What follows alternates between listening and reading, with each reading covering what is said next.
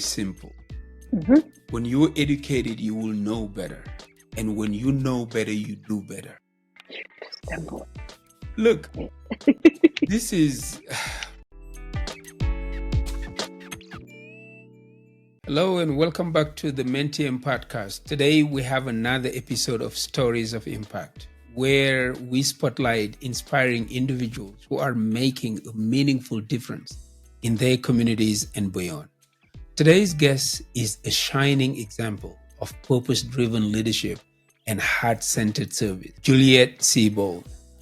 Born in Liberia and raised in Sierra Leone, Juliet called the United States home for quite some time, but is now back to her native country. With over a decade of experience in education, policy development, and social services, Juliet has dedicated her life to empowering others through knowledge and access. From leading initiatives in Colorado to shaping education policy in Sierra Leone, Juliet brings a rare blend of global perspective and grassroots impact. But what truly sets Juliet apart is her deep belief in human connection. It's this belief that led her to create Auntie JoJo's library, a powerful initiative that inspires a love for reading and provides young girls with the tools to dream big and rise strong. You are in for a moving and thoughtful conversation with a woman who is using her story, her skills, and her voice to light the path for others. Let's get into it. Juliet, it is an honor and a privilege to have you on the show. I know we tried it back in when you were in Sierra Leone and then it didn't work out. So when you came back to the US, I was like, man, we got to do this. So thank you so much for accepting the invitation to appear on the Mentium Podcast. Now, Juliet, I want you to walk us through your journey, because I understand that you were born in Liberia and then you moved to Sierra Leone at a very tender age. And then you moved to the US when you were 12 years old. So talk to me about what that journey looked like in your education here, your schooling, basically your journey to the US and back home to Sierra Leone. Yes. Hi, Madama. Hello. I'm so honored to be on the podcast, Mentium. Thank you for the opportunity. Thank you for giving me this chance to speak about something that I love about. And congratulations to you and kudos to you. I am forever a fan and so proud. So thank you. But yes, I am Juliet. Hi, everyone, aka Auntie JoJo. You'll get to learn more about it later. But yes, I was born in Liberia. My family, my dad was there studying. My dad is a minister. And so he was going to school to pursue a degree. And then I happened. But there were some things going on in Liberia. The Civil War kind of started there. So they had to go back to Sierra Leone due to the circumstances that were happening. And I was around the age of 2, I believe. So very young, adapted quickly to Sierra Leonean culture. And that's where I was until I was 12. And then when I was 12 years old, my family relocated again to the United States this time. We went all the way from Sierra Leone to Denver, Colorado. And my dad was going to school again. So I was here at age 12. And you mentioned my schooling. So I went to middle school. I finished out middle school, 8th grade. Mm-hmm. And after 8th grade, I went to high school. I went to Cherry Creek High School. Woohoo, go Bruins. Yeah. And then after high school, I wanted to go to college to study medicine. So I went to the University of Northern Colorado up in Greeley. And there I started studying biology. But somewhere along the line, I discovered a psychology class. And then my mind was blown. So I switched to psychology major and Wow. still had a minor in in biology because I had already started taking most of the classes.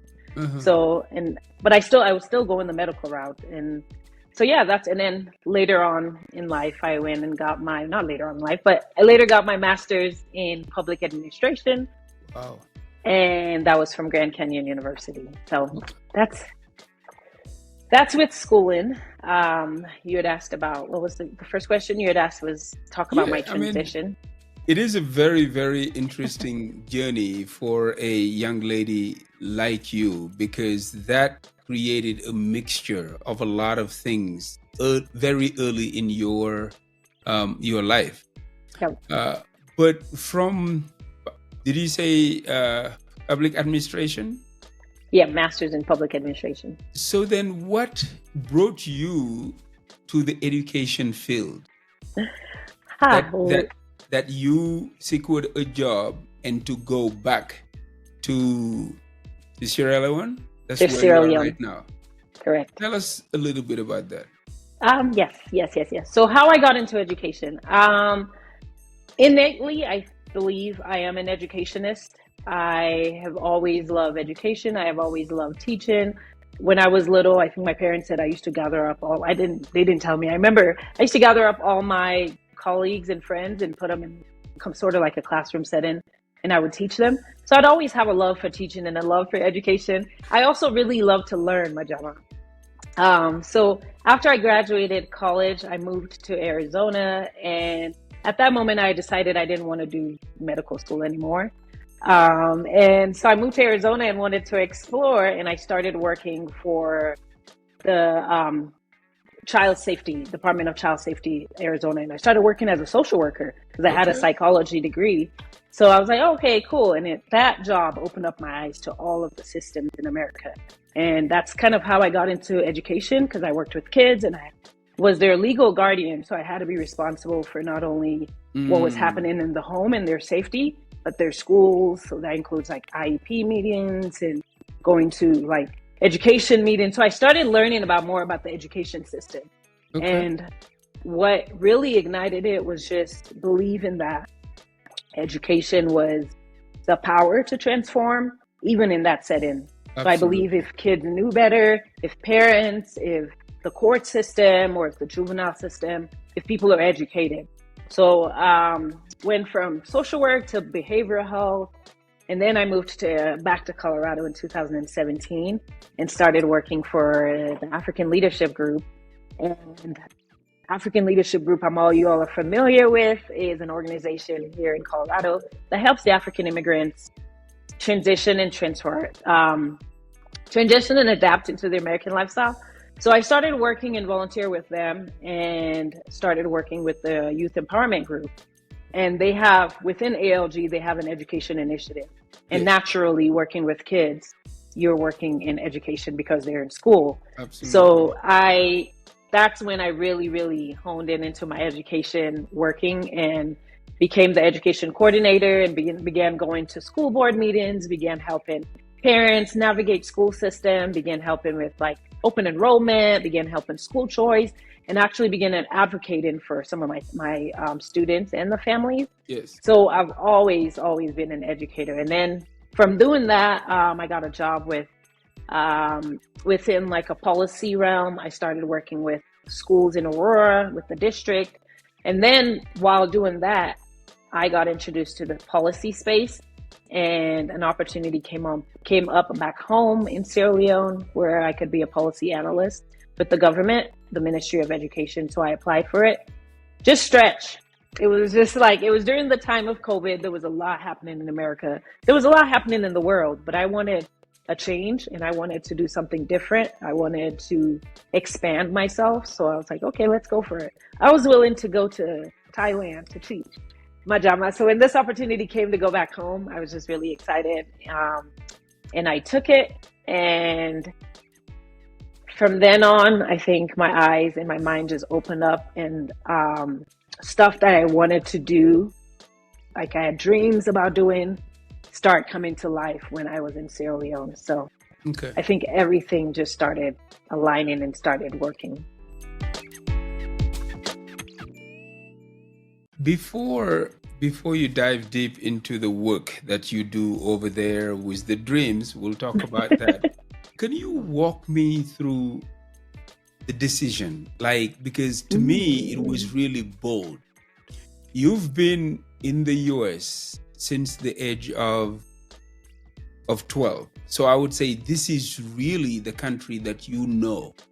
You've been comfortable going through school and then doing all of the work that you did, because I have to mention this, at ALG, you've really played a very pivotal role. You only mentioned the education coordinator position, but at some point you were the event coordinator. No, event planner. You were also the associate director, but also you've been co-facilitating the public speaking class with me. That's where I got to really, know, admire, and respect the young woman you became. Thank you. So to me, with all of that, one day you saw a job back home, you applied and you pack all of your stuff and just go to the unknown, because you really didn't know how it will pan out for you. You've not been in that country for a very long time. Matter of fact, when I talked about the comfort, you have internet connection here, something that is really basic. You went back there, you and I, we tried to do this when you were there, and it couldn't work at all, because the power was always down, the internet was always down. So really, what made you make that choice to go back?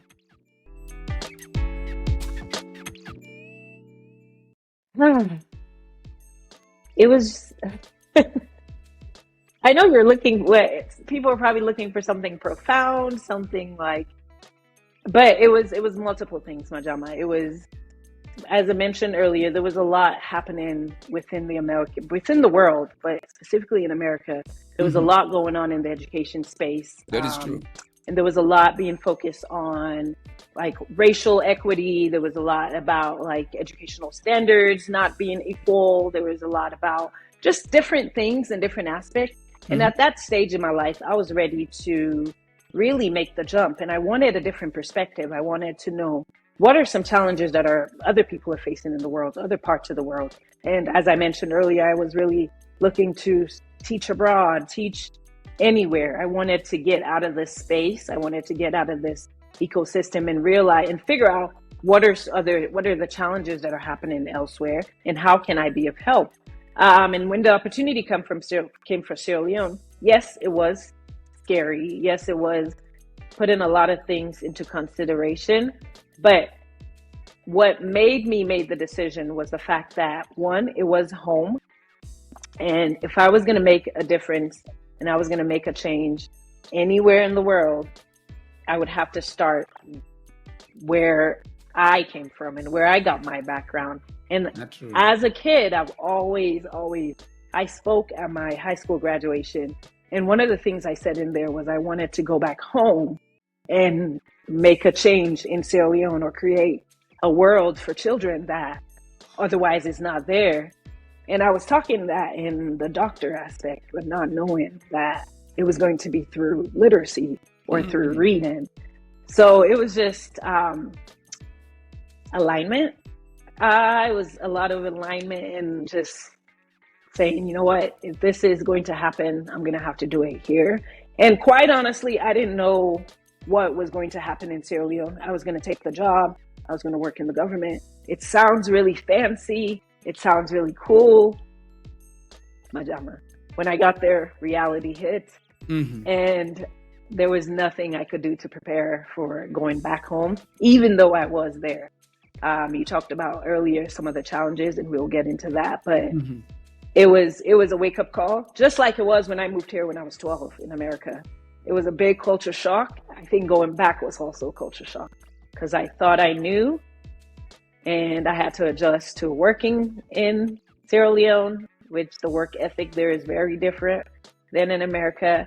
I had to get used to working within like the government setting, because it was within the Ministry of Education. And we were part of a very small team that worked really close with the minister. Mm-hmm. So it was a very high profile job, but it was in Sierra Leone and it was in Africa. And there are some challenges that come with that. So I was not prepared. And now I would say if anybody is going back and looking to, I would say leave all your expectations at the airport. And then when you go, wow. leave all your expectations somewhere. Don't take them with you, and just go with an open mind, because you get to learn. I got to learn a lot about myself, and something that I'm very passionate about got birth in that moment of navigating, in that moment of transition, in that moment of finding out whether I could do it or not.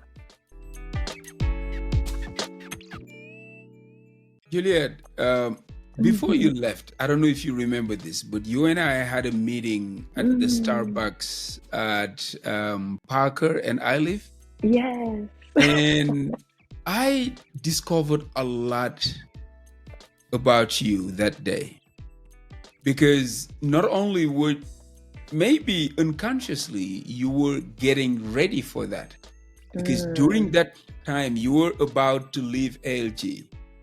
But also you were going to many seminars, many trainings, like wherever you heard something about personal development, teaching, all of those stuff. I know you were attending all of those and paying money to do that. That elevated the level of respect that I had for you, because I'm like, here's this young lady who is going places, but not leaving it to chance. You are preparing yourself to do this. But once you were back home and everything that you share happened over there, let's talk about now the birth of Auntie JoJo's library, because it looks like it has been your highlight, or the highlight of your stay over there. Talk to me about that. Auntie JoJo's library. From Juliet to JoJo. Yes, from Juliet to Auntie JoJo. Okay. So Auntie JoJo, the name Auntie JoJo was actually given to me by a group of kids in the region, Sierra Leone. I love working with children. It doesn't matter what the capacity is. It doesn't matter. I connect with them on so many different levels. That's what you did here a lot. Yes, we click naturally. So when I got to Sierra Leone, I lived in my sister's house in Regent, and in the neighborhood, there were a bunch of students, just kids, and gravity, magnetic force pulled us. And one day we were driving home from work. It was late at night, and my sister and I, we were pulling up into the driveway. We live up on a hill a little bit, and they have a gate. Outside the gate, there's a light.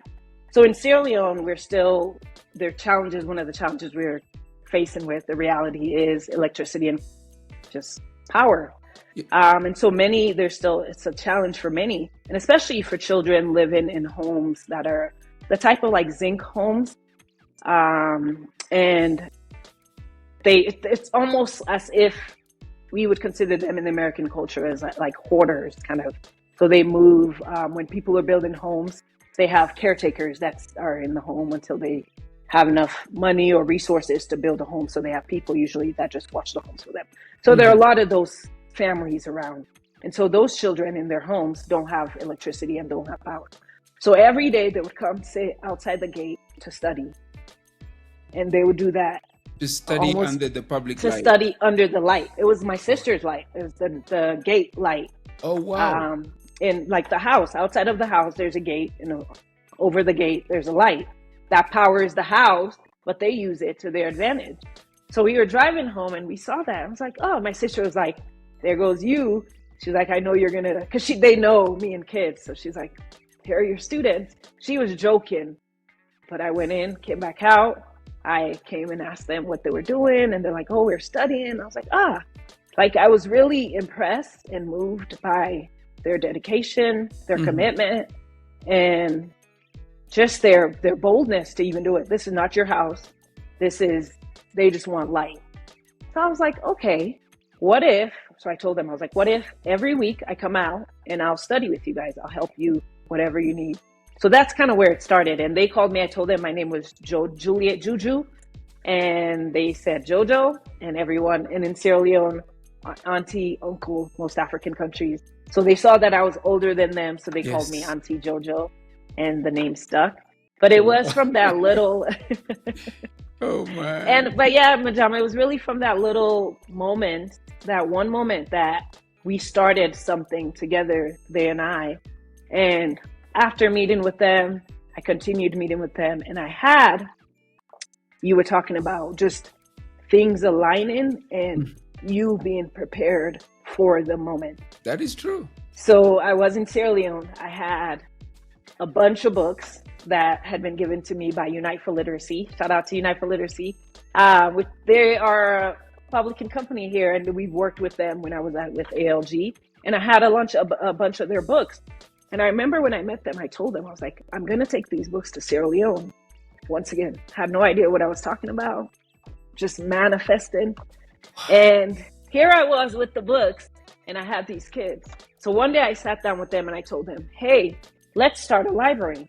And I'll give each of you a book and I'll write your names down. I said, go take the books, read them. Or if you don't know how to read them, learn how to, or make a story out of the pictures. Because a lot of the books were different grade levels. They were just books, and I had them. And so I was just like, go read them. And when you're done, you can exchange them with another student. So to this day, some of those kids still have those books, and they're rough, they're ripped, they're torn, but they're so proud of them. So we started the library from that concept. And every year I would try to do something different with them. I would try to create a learning opportunity for them to just be able to open their minds. There's so much going on around them, and most of it is negative, or most of it is not hope. So I wanted them to find that through books and just by learning and having fun doing that. And so that's what I've kind of been doing since 2022 is when we started Auntie JoJo's Library. And every year since then, we've connected with many students across Sierra Leone. And even in Kenya, I have students who log in from Kenya. I have students, one of my friends is in Congo right now, and I sent her the library and she's using it with her students in Congo. I have some kids from Ghana that are using it. So I'm amazed because it really just started from... I am amazed. It was just a seed, and... Personally, how I came to know about it is through a picture that you posted on your profile on WhatsApp. I saw that and I told you. We talked about it and I was like, wow, this is just phenomenal for you to be able to impact children that way. Because maybe the people who don't know you, that was not a surprise for me at all, because I've known you for quite some time. We worked together at ALG in the public speaking class where you've helped tremendously. Thank you. The youth empowerment was something also, another thing that get you acclimated with like children, working with them, doing a lot of things. Anything like this would not come easy. What were the challenges you faced? Did you even ever receive any help from the government to keep doing this? Because you were doing part of their jobs.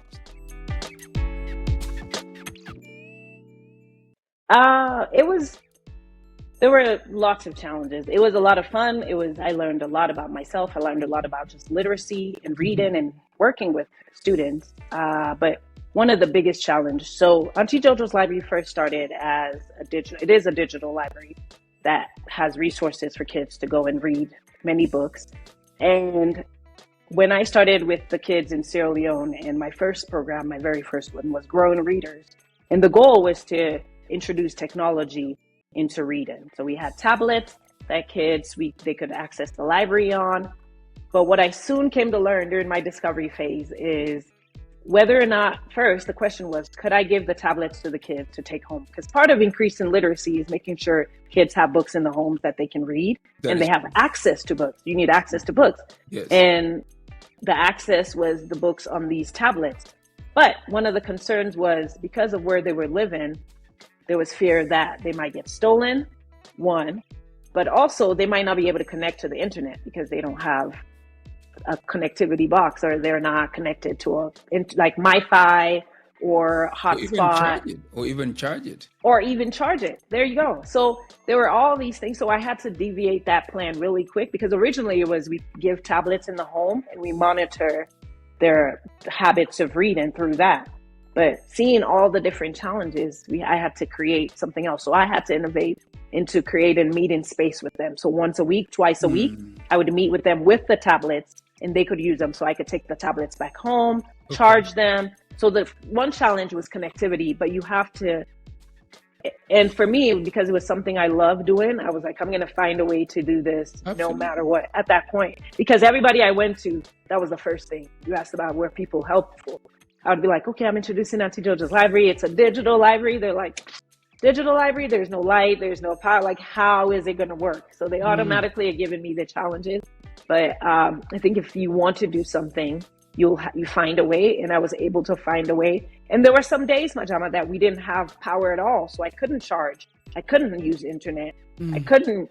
So I had to create. So we had to use physical books. Yes. And we had to go. So you have to be creative. So we use physical books. We use games. I had Jenga. I had puzzles. So different things or they use storytelling. I'd have the kids come up and tell a story rather than using a computer or something. So, and many of the books we worked with also had activities. One of the books called Sticks and Stones, it talks about different things, different artsy things you can make with sticks and stones. So if there's no power or there's no one, I'll improvise and say, okay, today we're going to make things with sticks and stones. And so we'll just do that for the rest of the session. But yeah, so connectivity. And I think just the concept of reading is gone. We're slowly losing it within.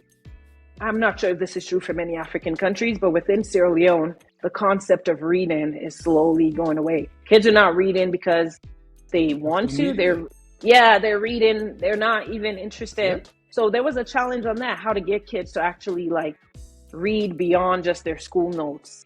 So I had to introduce that, not even to children, but to parents, to the communities, because most of the communities I was working with were, I would say, most of the high population of illiterate. Most of the parents had not gone to school. Most of the family members had only limited amount of education. So that concept of like reading is important. Your kids have to read, or they must read in order to develop. So I had to go through all of that. I did a mapping exercise before I started. So you really hit it on the nail, Majama, when you said I was being prepared for this and I have no idea. So I had all these tools, all these techniques in my head that I'm like, oh, okay, this happened. Let me do this. Oh, this happened. Let me do this. So even with the challenges, I think I was able to create something and still able to continue. The government is, it's hard to work with the government. Wow. But there are individuals that I have talked to within, and that individuals that are supportive, that they would sign up their kids, they would tell other parents about it. But as far as like collectively working with the government, I'm still looking for opportunities. I'm still part of this is also letting people know the importance of this and why this is necessary, and open for partnership. So Auntie JoJo's library is a dream and a vision. Yes, it's a digital space. However, I think my hope and my goal for it is so that kids can have this resources and this tool, and educators can create a space with using this resources and this tool to transform learning and to transform education. Juliet, listening to this, I'm more than amazed by your story with the Auntie JoJo's library. A lot of ideas are brewing right now in my mind, and you and I have to sit down and talk about them separately. Mm-hmm. But like every year, or almost every year, you get a chance to come back here in the US. And sometimes I hear you do some like type of awareness or fundraising or collecting books that you take back home. Yes. Is Auntie JoJo's library a non-profit organization, or is it something that you just do like that? Because the reason why I ask for if it is one, is that how can you utilize your network here to get funding so that you can really put this to the next level? Because it is absolutely important. Can you talk about that? Yeah, absolutely. I make every effort when I come to the States, because this is where a lot of my resources are. This is where I'm able, you talked about connectivity. Yeah. During the summer, I run programs. If I'm not in Sierra Leone doing physical in-person meetings with the kids, I do virtual ones where they're able to log in if they have the opportunity to, just so I'm able to promote and get the word out about just reading. That's really the biggest goal. And so Auntie JoJo's Library is a nonprofit. It is a registered LLC. And people you can support but you in said many different. Said LLC. Is LLC, because my understanding is LLC is different from a 501c, right? Okay, so yes, it is. So it's not a 501c. Okay. It doesn't have a 501c starter. So it just has the LLC, just like the business status. Okay. So yeah. It is not a... It's not in like non-profit then. Official. You are not like yes. tax exempt. Not yet. Okay. Yeah, correct. I believe not you yet. need to look into that. I will. I know that's on my to-do list. There's a lady who's currently in cohort 17 of the public speaking who does that work. Oh. I want to introduce you to her so that you guys can talk. I strongly believe that she can help you out to get this going. Absolutely. But I would like to. Yes, I will take all the support, all the help that I can need, because part of one of the challenges that I am personally struggling with is just like fundraising, and how do I take this from just being something of a passion, but something where I can actually create more of an impact with a structure, like a formal structure that can help fundraise, because we support students not only through reading or literacy. As I mentioned earlier, all the students that I work with are, in America, we would say low income, but below poverty level, I would say. Yes. And these are kids that don't really have much. And so through the years, I've gone with books. We've donated clothing, we've donated shoes, we've donated school supplies, backpacks. So every opportunity and every chance I get to give to them and pour into them, I do. And you can support through that. You can donate clothes, you can donate books, you can donate school supplies, you can donate. The list goes on. And we have an Instagram page also that you can follow. This is just where I track and document. I take a lot of pictures and I take a lot of videos. Absolutely. So it just showcases some of the work that we're doing here in America, but also in Sierra Leone and across the globe. And then, but yeah, I'm open to collaboration. I'm open to partnership as well, but learning mostly because I'm doing it out of passion and feel, but I also am interested in seeing how can I take this and make it impactful where it can reach many more people in different parts. Congo is doing it right now. So if I can find a way to create a structure that can be replicated in other places, that's the goal. The goal, the mission, the vision is to promote literacy, is to make sure children have access to books that celebrate them and celebrate their culture. So one of my vision for Auntie JoJo's Library is to make sure that wherever location Auntie JoJo's Library is established, that books are created in that library that are reflective of that society. So in Sierra Leone right now, language was, once I started working with the kids, I realized that there was issue with understanding. Even though they spoke English and they're taught English in school, they still struggled. So Unite for Literacy's one of their big resources is narrations. So in Auntie JoJo's library, a lot of the books, many of our books are narrated in 50 plus languages. So you can hear the books in different languages. And in Sierra Leone, the books are in Creole, which is the local language that we speak back there. So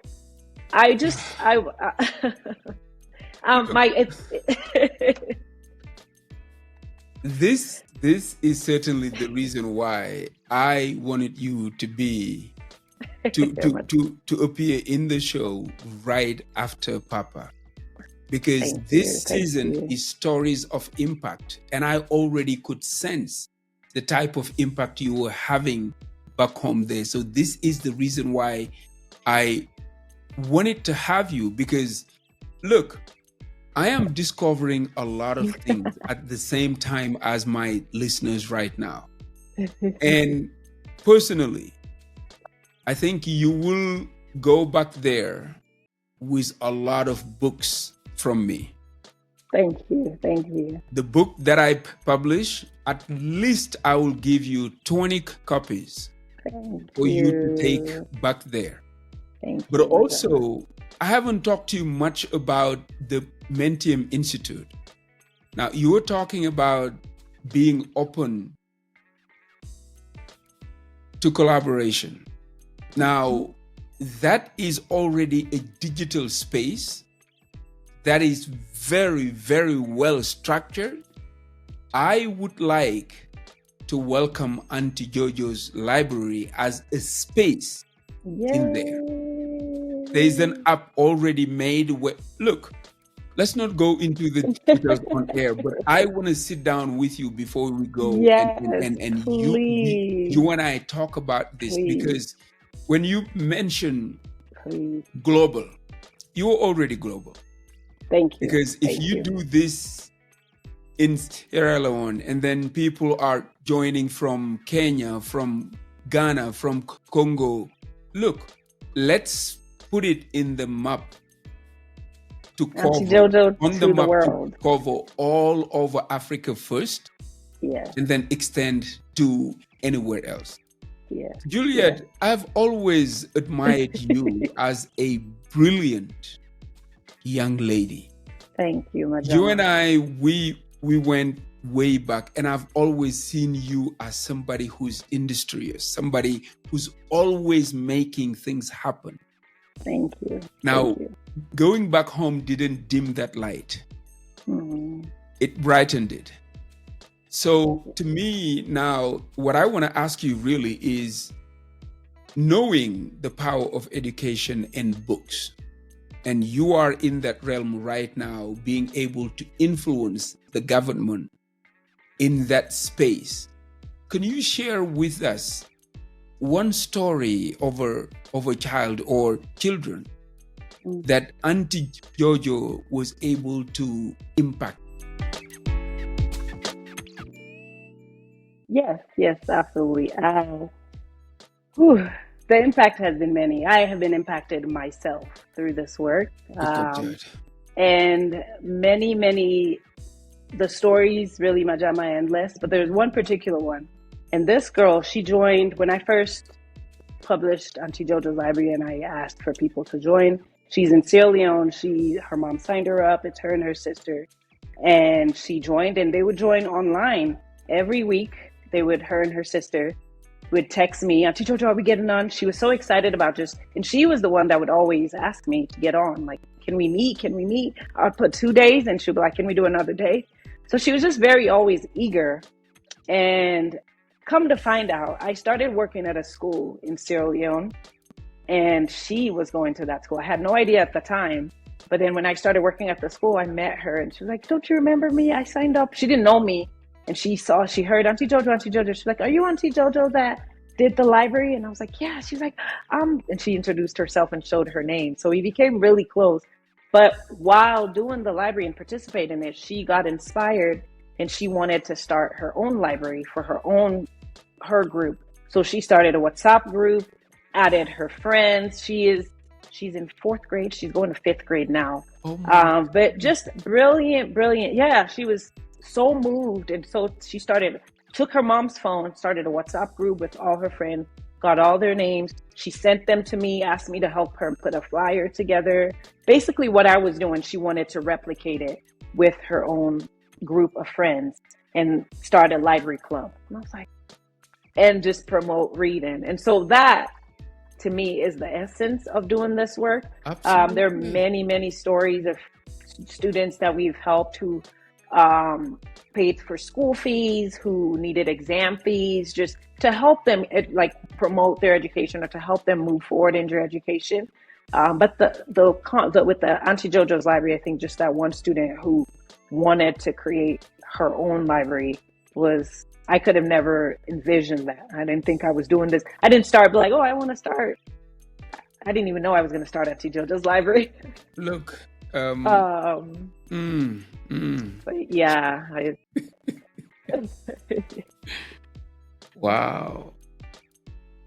This is what is said in life. Sometimes you don't know, like, the ripple effects that your actions will have around the world. That's the reason why we need to be careful.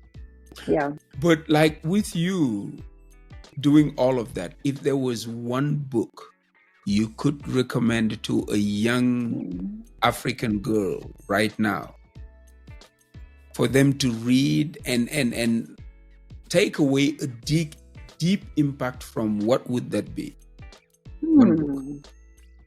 Okay. What age group? Well, the young ladies that you work with. That I work with. From like 6 to what? What is the age group? 13. 13, 6 to 13? I work with from 6 to 18. So, Okay. But I think so. I'll do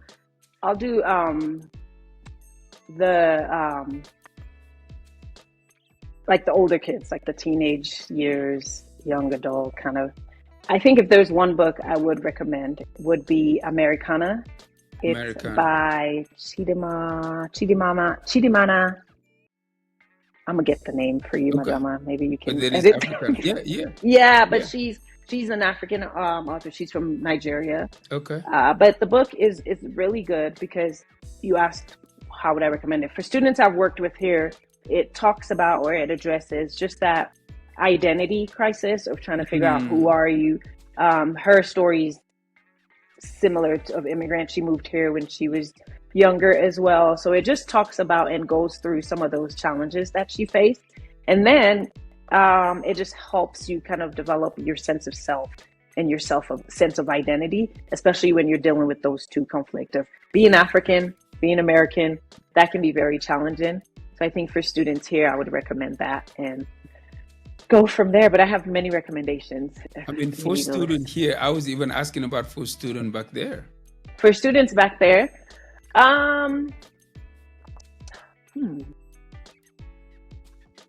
they can read that one too. Well, there's look, nothing. Yeah, it's for everyone, so they can read that as well. When you talked about identity, I was like, wow, that could not be. There could not be a better recommendation, because in my line of work right now, I always say that for everybody, like for you to build anything, you need a strong foundation. And the human being is that foundation for themselves. Yep. Like, in order for you to develop anything, to master anything, you have to be able to know yourself. Start with identity. Who are you? So that is a very, very powerful recommendation. I believe, personally, I will check it out because I love to read. But I definitely, wanna get that. So now, coming to the close of this, not that I have enough, but I just have to be mindful with the for the people watching. What is really the future? What is the vision? Where do you want to see Auntie JoJo's library in the next 5-10 years? Mm. So in the next 5 years, I would want to see us established as a nonprofit, both here in the United States and in Sierra Leone. Something well formed and something well structured. I would also like to see, you talked about earlier, did I get some help doing it? Though I didn't get any, I did get some formal help I got a lot of help from the community, people in various ways, but I also got a lot of volunteers that got to work with me. I recruited some of my cousins, but my goal or my vision is also to create employment opportunities for some of these young kids that I'm working with. I have students right now that have graduated secondary school and don't have anything to do. Either they missed some of the grades to go to college, don't have enough money to go to college. So I want to create an opportunity for them. One of them helped me out most of the time, all the time when I do the library in Sierra Leone.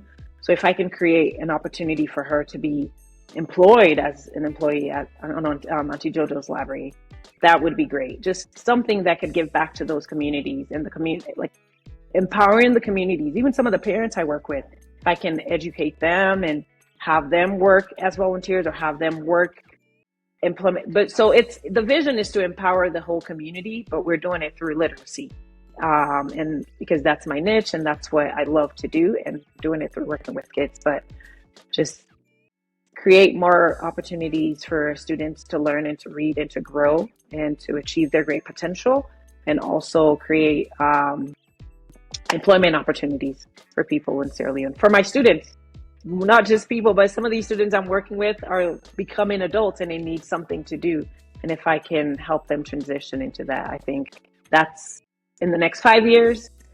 And then in the next 10 years, even within the next 5 years, Majama, I want to see Auntie JoJo's library, the concept. I want to see it in other parts of the world. We have it in Congo. I want to see it in Kenya. I want to see it in Ghana. I want to see replica of it throughout the continent. I want us to bring reading back alive. I want us to re-educate the continent, because education, to me, I think it was Aristotle that says education is the key and the ornament to success. It really truly is the key to getting out of poverty in our case. I believe if we use our mind and we use the resources that we have, we really can unlock potential. And I think kids are the future. They really, yeah. So why not pour into them? Look, you mentioned, you said just now that education is the key. I mean, understanding that to me is very simple. Mm-hmm. When you're educated, you will know better. And when you know better, you do better. Simple. Look, this is... It's beyond the classroom. This is like life. Absolutely. But this is... Juliet, what is amazing me right now is that I made reference of that meeting that we had at that Starbucks. Now I'm remembering that we talked about you setting up your own nonprofit someday.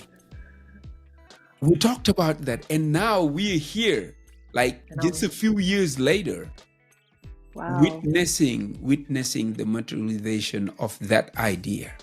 Wow. Because you were talking about 5 years. To me, most of the things that you just mentioned here can be done under 1 year. Yeah. You just need to be connected to the right people to make that happen. Because there are so many people with deep pockets who care about what's happening in the world. And it would start with educating the younger generation. So I have no doubt that if you are introduced to the right people, this idea will blossom. But also everything that you were thinking about right now, talking about the next 5 years, can happen way sooner than that. Thank you. Wow. Juliet, this was, I am excited. I was so nervous. And right now I am quoting my sister Butterfly. When we talk about something like this, she would say, I'm excited. And that's really how I feel right now. I'm excited for you. I'm excited for what the future has in store for you. Thank but you. also Thank for you. Auntie JoJo's library. Personally, you and I will work on this because a lot of things are brewing right here.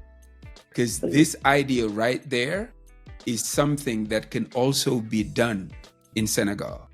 Thank you. It can be I done. believe Like so. you want to say global, we'll make it global. Let's do it. Because we can. We can. We have the power to. Like, look, we have the resources and we're connected to so many people. There is absolutely nothing we can't do if we put our minds into it. And now it's not only one mind, it is multiple. And Dr. Napoleon Hill always says that when two minds come together, there is always a birth. There's always a birth of a third one that is equally or more powerful than the two. So I think if we keep brainstorming, if we keep a mastermind alliance open, definitely we will get there, because this is powerful. And it is man. Let's close before something happens.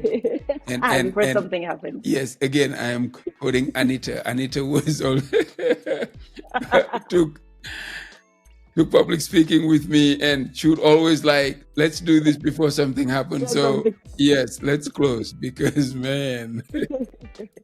Oh man. So I want to end in a way that I usually end this